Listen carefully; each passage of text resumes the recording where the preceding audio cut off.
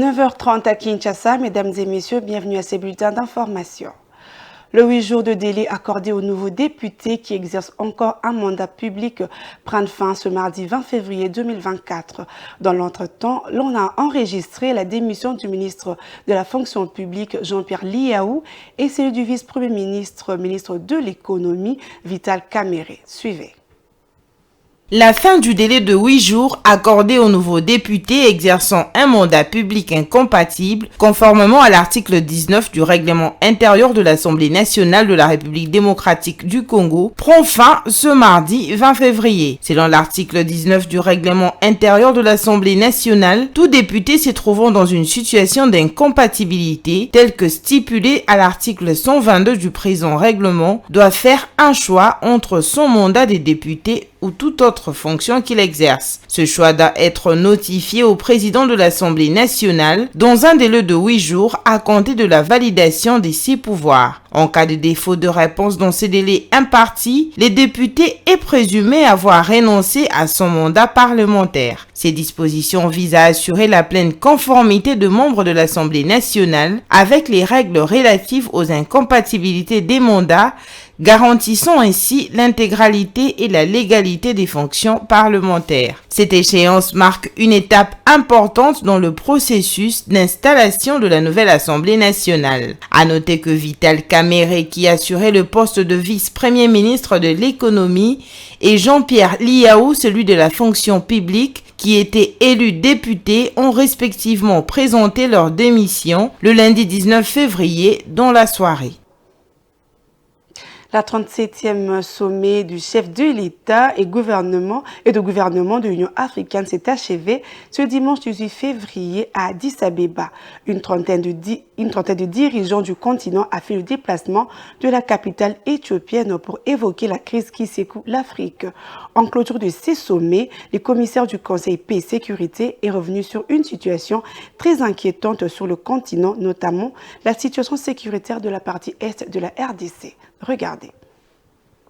C'est le chef de l'État mauritanien et nouveau président de l'Union africaine, Mohamed Ould Cheikh El Ghazouani, qui a fermé les sommets vers 7 h ce lundi matin. Dans une allocution relativement courte, le dirigeant mauritanien s'est appuyé sur l'éducation, le thème des 12 prochains mois de sa présidence, en rappelant la nécessité de lui accorder une grande importance afin de préparer les générations futures aux défis de notre siècle. Le président El Ghazouani a particulièrement insisté sur la restauration urgente de la sécurité et de la stabilité sur les continents. Une obligation pour pouvoir peser sur les grandes questions internationales. L'Union africaine, qui fait désormais partie du G20, ambitionne maintenant d'obtenir un siège permanent au Conseil de sécurité des Nations Unies. Le leader mauritanien a conclu son propos par la nécessité de renforcer l'union et la coopération continentale sans lequel l'Afrique ne pourra s'imposer sur la scène mondiale. Une 37e conférence des chefs d'État et de gouvernement qui avait d'abord été marquée par le discours inaugural de Moussa Faki Mahamat, président de la Commission de l'Union africaine. Il a profité de la dernière année de son mandat pour rappeler l'urgence politique et sécuritaire qui mine le continent et fragilise gravement ses institutions. L'ambassadeur Bakole Adewe,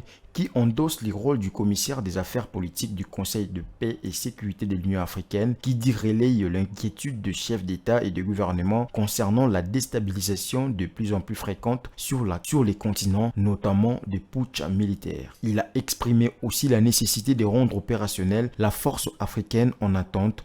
Il a également salué le travail de médiation du président angolais João Lourenço, considéré comme champion de la médiation dans le dossier toujours brûlant de conflit dans l'Est de la République démocratique du Congo qui oppose Kinshasa et Kigali. Enfin, l'ambassadeur Bankole Adeoye a rappelé la nécessité de restaurer la sécurité et la paix à travers le territoire, notamment dans les régions des Grands Lacs et au Soudan, dans la Corne de l'Afrique, en passant par la Libye et dans le Sahel. L'Organisation de la société civile pour la paix au Congo a rendu publique une déclaration le lundi 19 février 2024 pour fustiger le silence de la communauté internationale face à l'agression dont la République démocratique du Congo est victime dans la partie est de la part du Rwanda. Cette organisation a salué la position ferme du président de la République qui a rappelé sa volonté de rechercher la solution pour la paix dans l'Est et qui n'a pas accepté l'idée de négocier avec le terroriste du M23. Regardez. Des voix continuent de s'élever contre l'agression rwandaise dans l'est de la République démocratique du Congo. Face à l'intensification des combats dans la province du Nord Kivu, ces dernières semaines faisant des millions de morts et des déplacements massifs, l'organisation de la société civile pour la paix au Congo est montée au créneau pour dénoncer le silence de la communauté internationale. Edouard Bajika, qui est secrétaire exécutif national de l'OSPC, a relevé les recommandations formulées par leur organisation pour pacifier l'Est de la RDC en proie à l'insécurité depuis plusieurs années. L'OSPC recommande 1. Aux institutions du pays et au gouvernement en particulier, chacun en ce qui les concerne. Fermer les frontières avec le Rwanda et l'Ouganda. Ériger une muraille fortifiée aux frontières avec le Rwanda et l'Ouganda. Mettre en urgence fin aux accords militaires avec l'Ouganda. Expulser l'ambassadeur de la Pologne, partenaire déclaré des ennemis du pays, et rompre les relations diplomatiques avec tous ces pays agresseurs et alliés. Sortir la RDC de la francophonie composée de gens sans cœur ni bon sens. Solliciter officiellement l'entrée de la RDC dans le BRICS.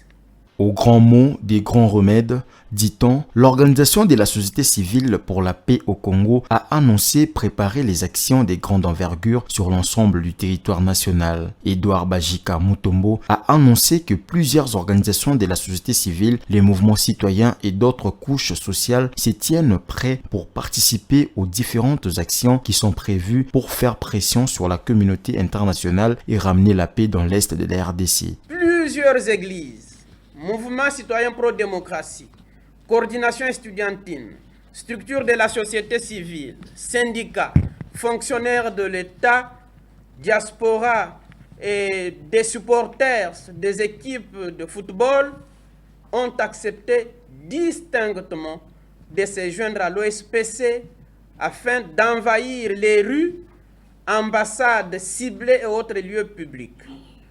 L'OSPC présente par ailleurs ses sincères félicitations au président de la République, chef de l'État, pour sa fermeté face aux sanguinaires de Kagame lors du mini-sommet d'Addis Abeba et son refus catégorique de négocier avec le M23.